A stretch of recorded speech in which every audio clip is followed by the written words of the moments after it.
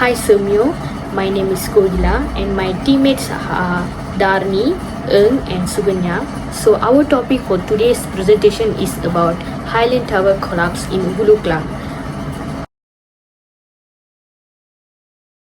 Hello, good evening. Today I'll be presenting about our group assignments for risk and crisis management. First will be introductions. What is risk and crisis management? Risk and crisis management is a system to ensure and maintain tragedies in a company can be avoided or be kept in a minimum if it happens. Next will be the conduct of risk and crisis assessment. Firstly will be risk assessment. Risk assessment is a crucial activity in risk management, which is the process of detecting, monitoring, and managing possible risks in order to reduce any negative effects that they may have on an organization.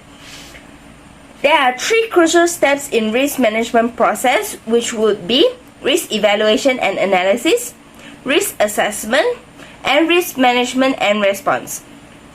Next, I will be presenting about crisis management. For crisis management, there are three root causes for a crisis happening. First will be normal accidents, second will be natural accidents, and thirdly will be abnormal accidents. For first, normal accidents, it will be cases such as ingredients, such as chemicals, leakage, or any technology malfunctions. Secondly will be natural accidents such as landslides, earthquakes, flooding, or fires. Thirdly will be abnormal accidents, which would be accidents that are caused by humans such as sabotage and cybercrimes. There are 4 stages of crisis. Firstly will be preparedness, response, recovery and mitigation, and also prevention. One of the main models for crisis management would be Mitroff's crisis management model. Next, I'll be presenting about the 5 stages of Mitroff's crisis management model. First will be signal detection. It will be in this step the organization will need to be aware and watch out for the red flags in your team, organization, or environment, such as any complaints for customers or any complaints for customers, co-workers, or employees for improvement. Second will be preparation and prevention. Preparation and prevention is done to avoid a crisis and prepare for it when it is inevitable. Thirdly will be containment or damage limitation. In this stage, it conducts when a crisis happens, and the organization needs to conduct this step to minimize the impact of crisis that has on the organization. Fourthly will be recovery. After the crisis has been contained, any casualties or any improvements that need to be made. In this step, the organization gradually moves back to business as usual. Lastly will be learning, which the organization learns from the case of crisis and makes improvement in the management efforts for future avoidance. Next, I'll be presenting about the crisis management plan. There are 3 main components in a good crisis management plan, which will be policies and procedures for managing crisis, crisis manuals, and also details of media directories.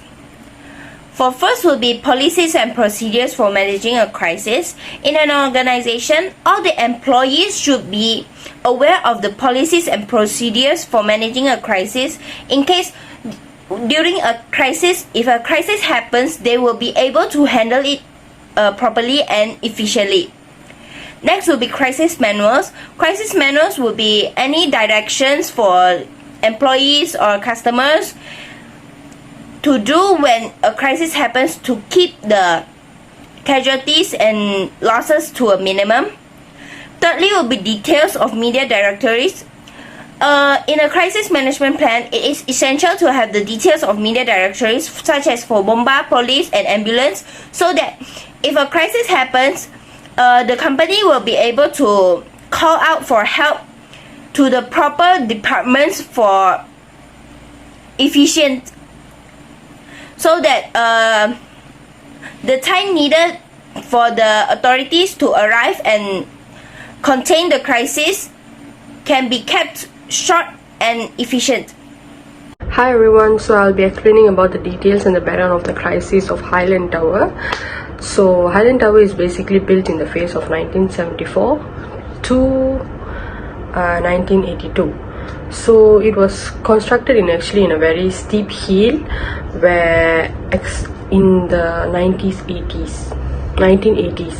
So block 1 was built in the southernmost building, and block 2 was built in the northwest, and block 3 was built in the west. So there's 3 blocks in Highland Towers.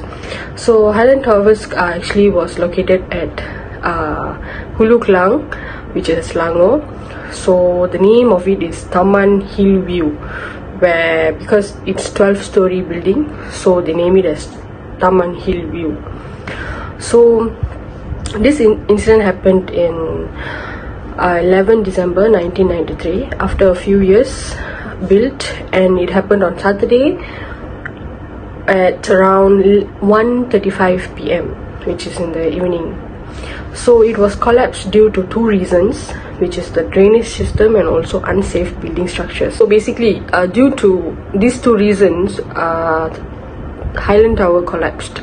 So there is also some people saying that clearing trees and land covering plants on the hills that can cause soil erosions happened in the hill. So because of that, soil slide over after like 10 days of keep on raining, so it caused soil erosion, and also the building structure was not built in a flat surface, it was built in a steep hill. So when soil erosion happens, it will push down all the mud to the drainage system, and it blocks, and it can cause collapse of a building. And yeah, this incident took 48 lives, where there is a lot of kind of culture, like we have Indian, Malay, Chinese, also outstation peoples. The next one is I'm going to talk about the impact of the crisis of the people, and also the government, what the government did to approach this crisis. So basically all residents evacuate both like block 2 and block 3 due to safety concerns on December 12, 1993. The complex was abandoned and also fell into urban decay when there is no people to go, no walkthrough of people because it was too in.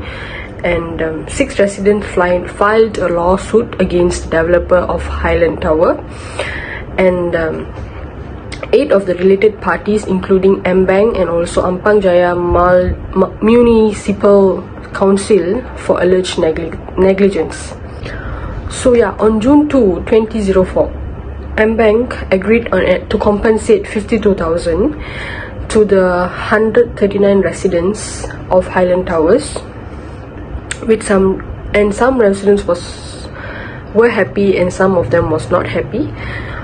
Based on Dr. Benjamin George, the chairman of Highland Tower owners and resident community, stated that the claims against the other parties involved were ongoing.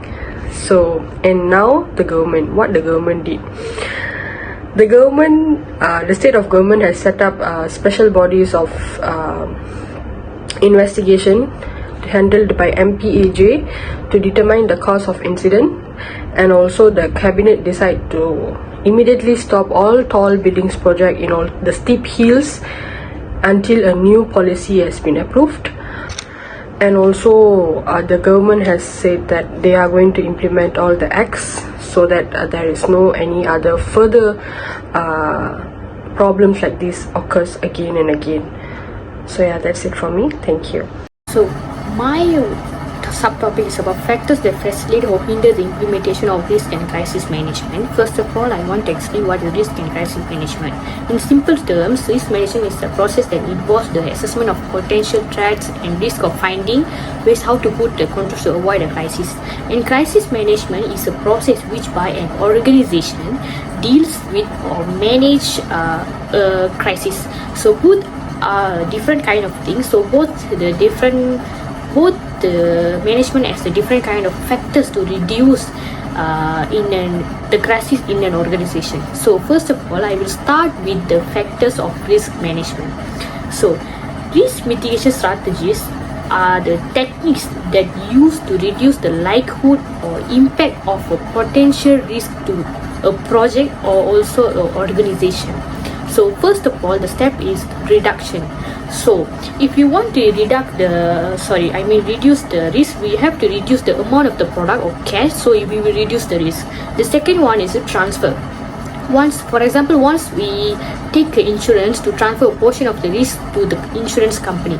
So like we take insurance and we transfer the risk to the insurance company. So the third one is avoidance. The organization is fully aware of it but it does not take any action and accepts the occurrence of the risk.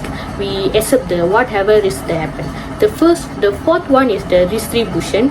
A bank can take, for example, a bank can take several branches to redistribute its risk. Okay, and then the fifth one is acceptance.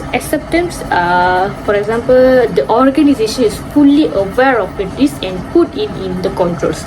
So if the risk occur after this event, it will accept it. We have to accept it even the crisis happen. So the other hand, we have crisis management planning. For the crisis management, okay, the first of all, we have to establish a team. The second one is we have to assess the risk and have a brainstorming session to evaluate the very risk your company or other company may encounter before you start planning. The third one is to determine the business impact. So the fourth one is plan to response. And then the fifth one is to solidity the plan and consolidate your plan after you have explained verbally the threats your business may face, the business impact, and how to respond. Lastly, the last one is to review and update. Once your crisis plan is finished, check it to make sure there are no gaps. Like example, we have to check, we have to get to know about the plan we have made to reduce the crisis management. So it will help we get to know about it, and then we plan and the quick response and then review how we react to the crisis. So the crisis will never happen again. So now I'm going to talk about the roles and the task of enforcement agency and NGOs involved in the Highland Tower collapse. So first of all, what is enforcement agencies? Governmental organizations called as enforcement agencies are in charge of upholding and applying a specific jurisdiction laws. They have the power to look into, stop and punish unlawful behavior and legal violation. So what is NGO?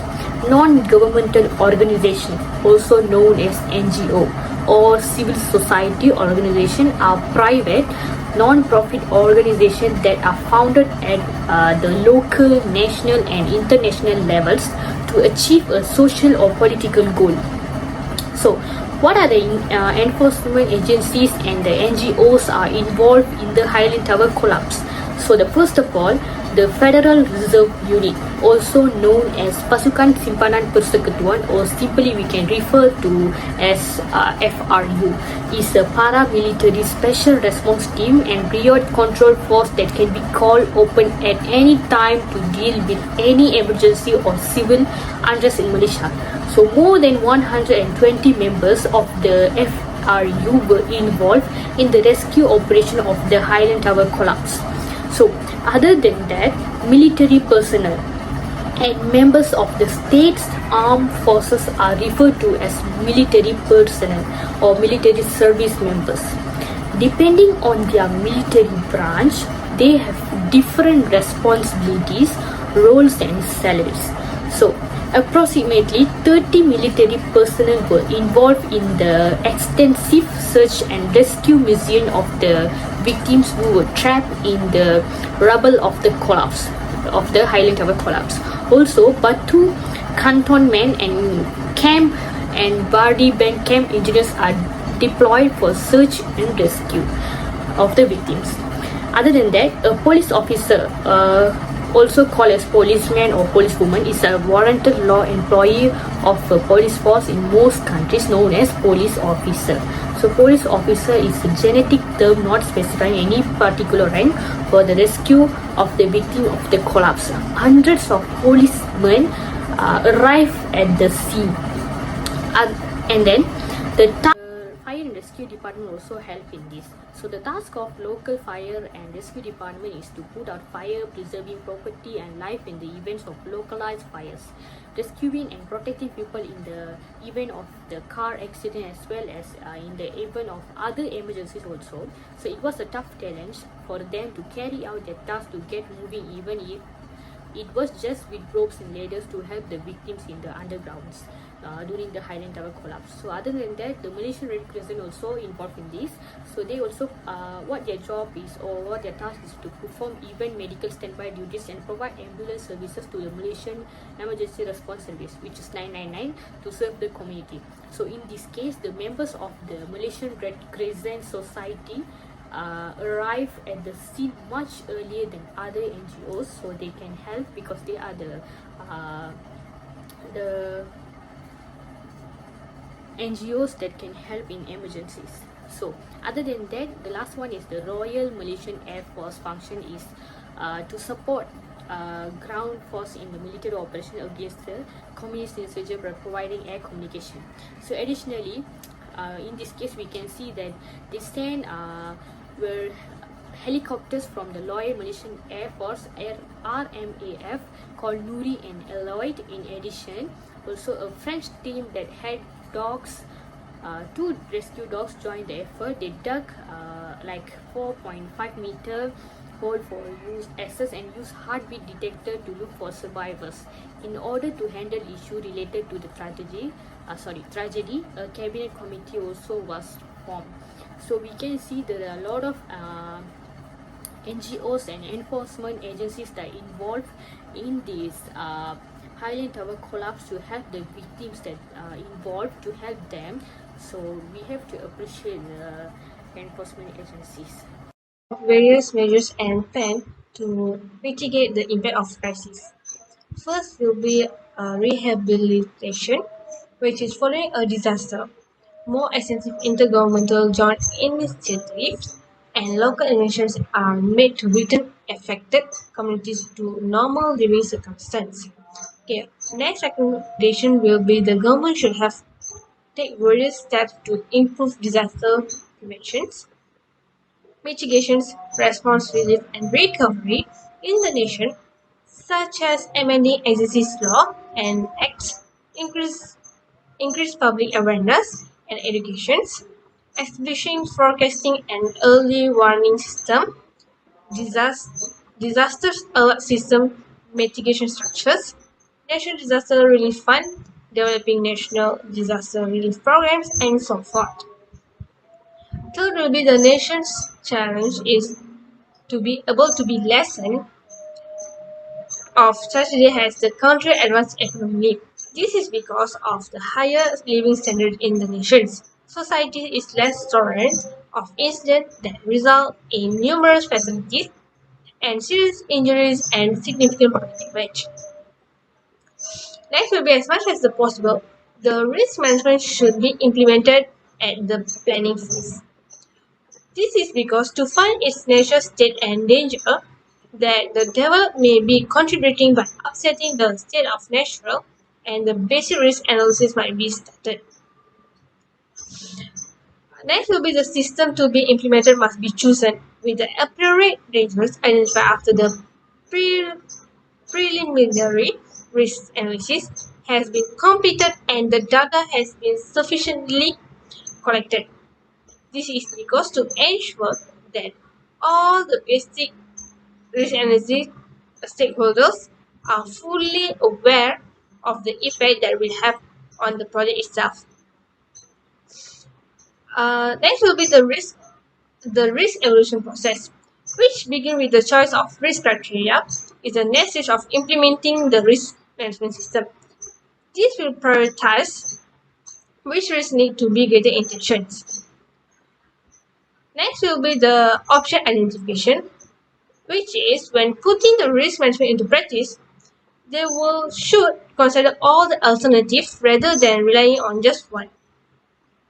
After all, it all involves making decisions on regular basis, adhering strict planning and enforcing those decisions when they are fully put into actions. To prevent a repeat of mishap, the follow-up or monitoring step within all the phases should be conducted and carried out with all the possible diligence. Next will be the purpose of a system, including tools and devices to reduce the effect of the crisis. First will be uh, warning of impending outside disaster. They should install warning of impending outsider disaster, which is a system with tools and equipment to lessen the impact of the crisis in Highland Tower. Although the smoke detector is very useful device of spotting fires from the start within a building, it's often little to no advance notice of calamities that may be arriving from the outsiders, such as approaching fires, tornadoes, tsunami, floods, and terrorist attacks. Next will be the NWR SAM system, which is this system will take the role of emergency broadcast system as a means which the President of the United States and others may utilize to alert the public via radio, television, cable service, or emergency circumstances. And lastly will be a prior art patterns, which is a method for disaster warning where National Weather Service broadcast are watched and filtered to determine tornado threat in the specific areas. In conclusion, I will say that there is a lot of human errors in this collapse because they don't have any certificate that can tell that it's not a human error, because as you can see there is a lot of consequences, the problems that happened because of the collapse. We can see they don't have a risk management plan or crisis management plan or any strategies to conduct when a crisis happen. So I will say that they have to make sure this kind of things never happen. They have to take they have to plan, they have to take down and know about how to handle the crisis, how to reduce the crisis. They have to know everything, but in this case they fail to get to know about it. So that is the cause of the Highland Tower collapse. So that's all from us. Thank you.